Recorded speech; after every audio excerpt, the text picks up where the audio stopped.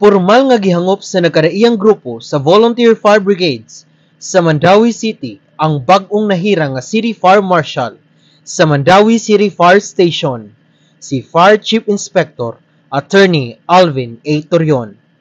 Matag brigade group mihimo sa ilang tagsa-tagsa ka courtesy call isip pagpanghimatuod sa ilang hugot nga suporta sa mga programa ug kalihukan nga ipatuman ubos sa bag-ong liderato.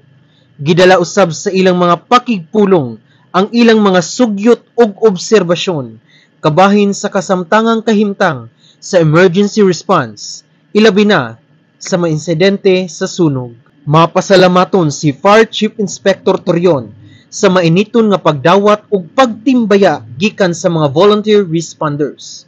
Matud niya, kini usa ka klarong timaan sa tinud-anay nga panaghiusa ug kolaborasyon tali sa Bureau of Fire Protection ug sa mga komunidad nga ilang ginaserbisyuhan.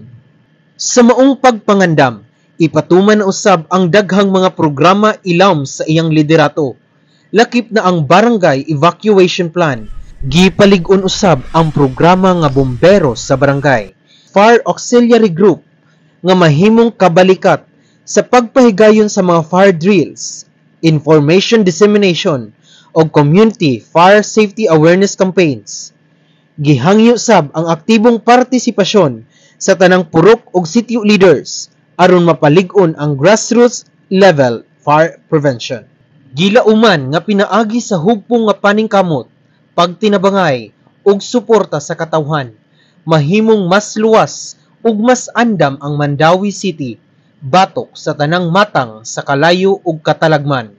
Daghang salamat sa tanang Fire Brigade volunteers sa inyong dedikasyon ug pagpangandam alang sa kaluwasan sa komunidad.